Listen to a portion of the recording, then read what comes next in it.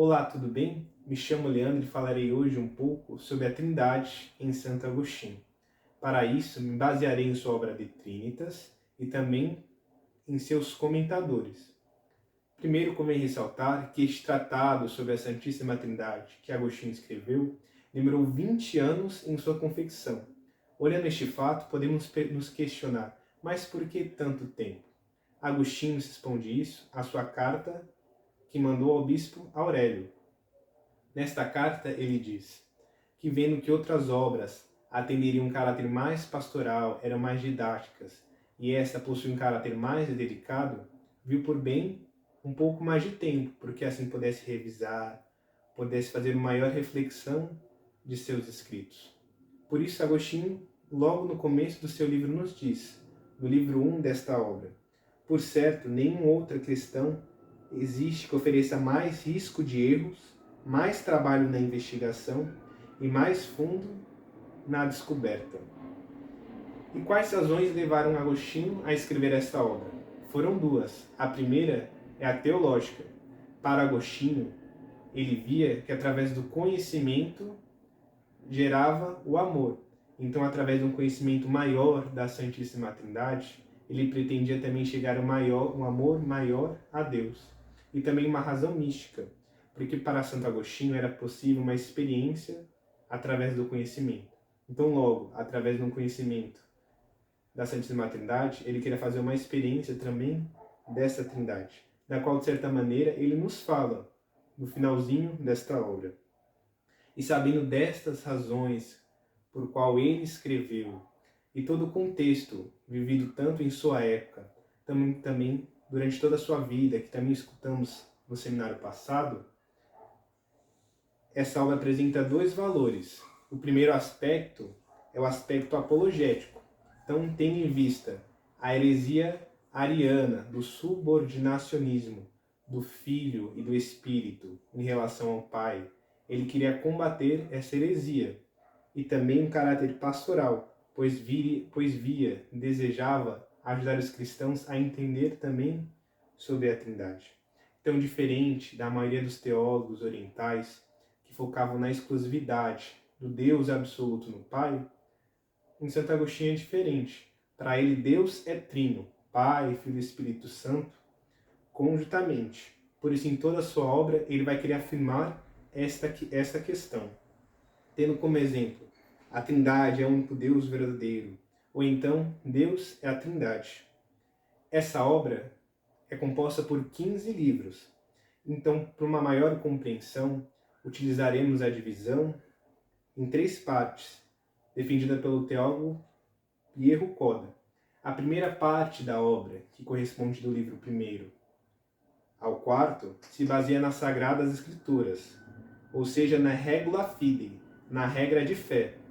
Nessa parte, Agostinho vai falar da unidade e igualdade entre as 3 pessoas divinas e das teofanias, da manifestação de Deus no Antigo Testamento, bem como também o conceito de missão e o conceito de operação ad extra. E o que é esse conceito de missão? Primeiro, ele já chega combatendo a heresia ariana, porque qual que era a grande questão? Se o Pai, se o Filho e o Espírito Santo provém do Pai, logo eles são inferiores. E Santo Agostinho combate isso através do conceito de missão, no qual ele assim define: sair do Pai e vir a este mundo, isso significa ser mandado. Disto, obtemos 2 significados de missão, que é proceder de uma pessoa e uma maneira diferente de estar no tempo. Por isso, a Trindade, embora seja onipresente desde o princípio, a missão do Filho e do Espírito Santo constitui uma nova maneira de ser no tempo, de ser no mundo. O Filho possui 2 missões, sendo a primeira, que é visível, se dá através da encarnação. Então, através da encarnação do Verbo no mundo, o Verbo ali está de uma maneira única, não antes, que não houve igual antes, uma maneira única de estar no mundo. Uma maneira invisível, que é através da justificação das almas, que o Cristo vai operando no coração de fiéis através dos sacramentos. Também o Espírito Santo apresenta uma dupla missão, a visível, que se dá em Pentecostes. Então, apesar dele já ser derramado antes no coração dos fiéis, ali em Pentecostes é uma maneira única, diferente. Há uma maior largueza nesse derramamento. E também uma missão invisível na justificação das almas, que o Espírito Santo que faz com que o discípulo reconheça Cristo em seu coração, Cristo em sua vida.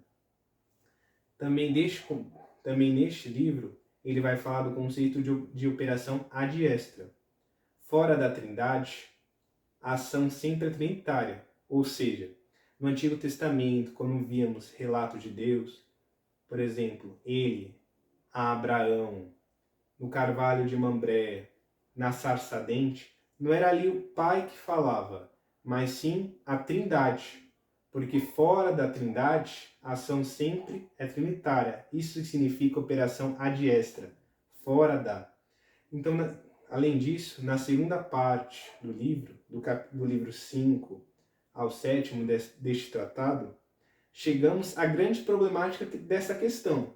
Como que eu posso definir que Deus, ao mesmo tempo, é uno e especificá-lo em três? Ou seja, a Trindade, diferenciar. Para isso, ele vai aprofundar de uma maneira especulativa a inteligência fidei, ou seja, inteligência da fé. Então, através da iluminação pela fé, ele buscaria aprofundar-se no mistério da vida da Trindade, sendo o principal tema as relações. E o que são essas relações? Relação é um conceito aristotélico. O que é isso? A categoria de relação é o ser para outro. É um acidente que precisa de duas substâncias. Não entendi ainda. Tomamos como exemplo aqui a nossa sala. No caso, a Unify. Nós, em relação à Unify, somos estudantes. E é um acidente. Por quê? Eu só sou estudante em relação à Unify. Por exemplo, daqui 4 anos, que talvez, se Deus queira, eu esteja na PUC, no Ipiranga, estudando teologia.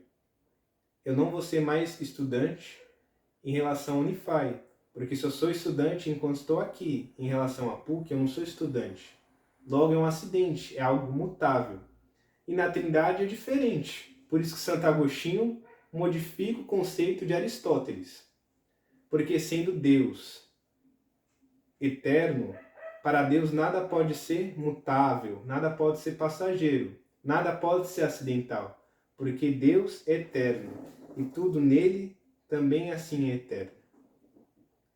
Então, Santo Agostinho vai privilegiar o tema da unidade, sendo sinônimos para ele o conceito de essência, substância, natureza, que vem do grego ousia, que para ele melhor correspondia essência. Então, as 3 pessoas da Trindade possuem a mesma essência divina. O que diferencia é as relações. Através deste conceito, ele vai diferenciar as pessoas. E quais são essas relações? As duas primeiras pessoas da Trindade, a relação já é mais explícita, como o próprio nome diz. O Pai, ele é Pai desde o princípio, porque desde o princípio ele gera o Filho. O Filho é filho desde o princípio, porque desde o princípio é gerado pelo Pai. E o Espírito Santo? O nome não diz, aí dificulta, né? Aí chega na chave da questão. No Novo Testamento, João também, além de Paráclito, outros títulos, ele dá um título especial para o Espírito Santo, que é dom de Deus. O que é dom? Dom é algo doado a alguém, mas é algo doado por alguém. E quem que é este que doa o Espírito Santo? É o Pai e o Filho. Então, desde do princípio, o Espírito Santo é doado, é aspirado, tanto pelo Pai quanto pelo Filho. Graças a esse termo da relação, Santo Agostinho se livra daquela prisão, de toda hora citar o termo pessoa, que corresponderia ao conceito de hipóstasis, defendido pelos padres gregos.